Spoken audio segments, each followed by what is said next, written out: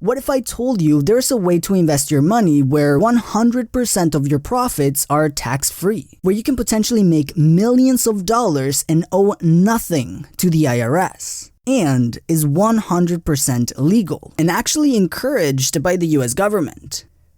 You see, in this channel, we've talked about the different ways the super rich avoid paying taxes, from creating shell companies in countries with no corporate tax or using debts to avoid paying capital gains tax. But something that we haven't talked about is this massive tax strategy that is 100% legal and anyone in the US can use. Yes, even yourself. And this is the humble Roth IRA, an independent retirement account that anyone in the US can create in just a few minutes. So hopefully after this video, you'll be able to apply the same strategies that some wealthy people use and help you put some of that hard-earned money back in your pocket. This strategy was used by this guy, Peter Thiel, who used it to build a $5 billion tax-free empire. Even Warren Buffett, who advocates for higher taxes on the wealthy, has $20 million in this tax-free account. So how can you take advantage of this strategy to build wealth tax-free? First, we must understand the different types of IRAs. There are two major types of independent retirement accounts: traditional IRAs and Roth IRAs, and they are very different from each other. Traditional IRAs allow you to invest your money pre-tax, meaning you can put money in this account before you pay your income taxes, which allows you to deduct your contributions to this account from your taxable income. For example, let's say that you make $50,000 per year and you invest $6,000 in your traditional IRA.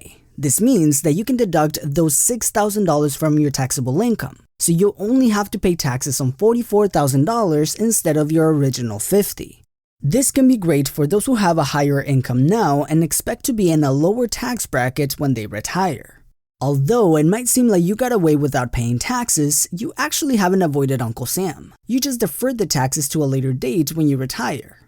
Once you retire and begin withdrawing your money, you will begin to pay income tax on the money you withdraw. Now, Roth IRAs are a little different. With a Roth IRA, you cannot invest pre-tax money. You will have to invest your money after you've paid your regular income tax. But once your money is in this account, you will not have any more taxes on any of the profits you make with your investments after you retire. So basically, with a traditional IRA, you do not pay the taxes now, but you have to pay them later. With a Roth IRA, you pay the taxes now, so you don't have to pay them later. Roths are great for those who expect big returns on their investments, since they will not pay any taxes on their profits. So how do you take advantage of this holy grail of investing? There are a few requirements and very simple rules we must follow if we want to pay no taxes on our profits. But before we go over those, let's thank our sponsor of this video, Skillshare. As most of you guys already know, I love Skillshare because it's a learning platform with thousands of classes where I get to explore my interest and deepen those skills that I'm already interested in. For example, I'm looking to improve my organization and productivity skills so I can run my businesses more effectively, and they have classes for that. I'm also looking to improve the animation for this channel so I can continue bringing great content to you guys, and they have classes for that. If you want to learn e-commerce, marketing, social media, or more creative skills like music, video editing, or writing, they have classes for that too. And right now, Skillshare is offering 1,000 of you guys an entire month of premium access to their platform as a free trial so you can begin developing those skills that you've thought about building. The great thing is that classes are broken down into short lessons, so even if you don't have that much time, you can fit these lessons into your busy schedule. So to get started for free, click on the first link in the description of this video. Now let's go over how to take advantage of the tax benefits of a Roth IRA.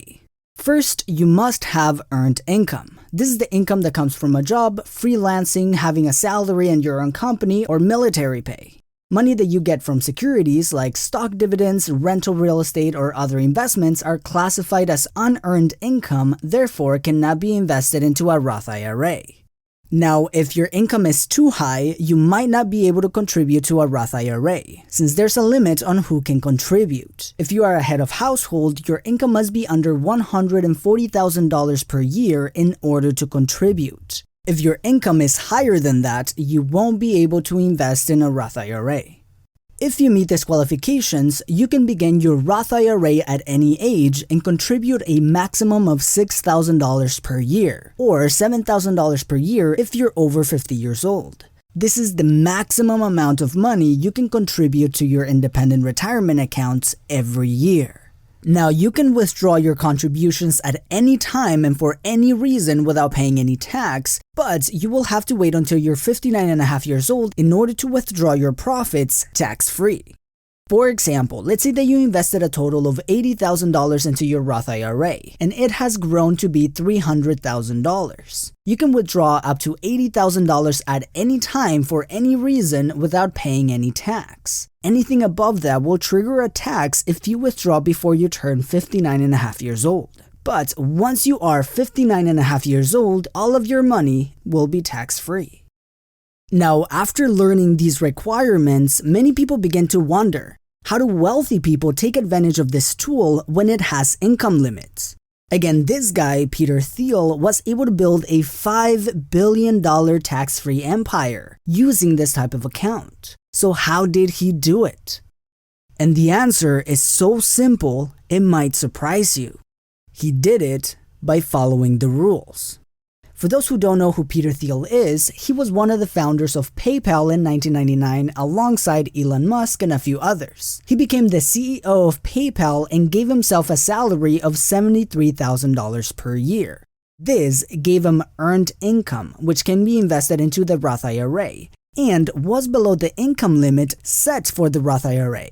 At the time, PayPal was a startup, so shares of the company were very cheap, around $0.001 per share, or 1/10 of a penny. So Thiel invested a whole $1,700 into his Roth IRA, which was lower than the contribution cap, which was around $2,000 back in 1999.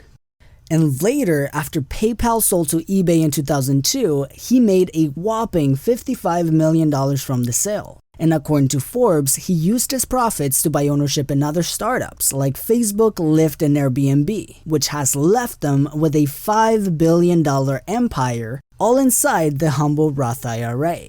And if he waits until 2027, when he turns 59.5 years old, he will be able to enjoy his billions without paying a penny in taxes. This inevitably drew attention from members of Congress, who are now proposing changes to the Roth IRA to make it more difficult for wealthy people to take advantage of it. Some propose to put a limit on the tax benefit of the Roth IRA, where you would have to pay taxes after your account passes a certain threshold of value. Another proposal is to ban privately held investments like startups or private companies, since there's no set metric to know the true value of these investments. For example, since PayPal was a small startup, there was no way of knowing if the shares of the company in 1999 were actually worth 1/10 of a penny.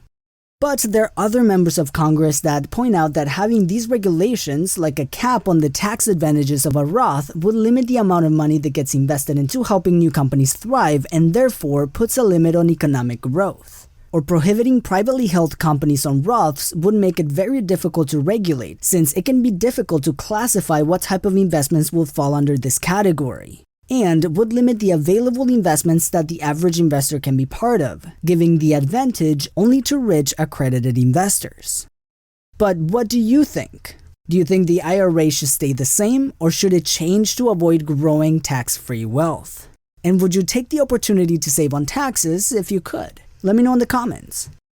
And I will see you in the next video.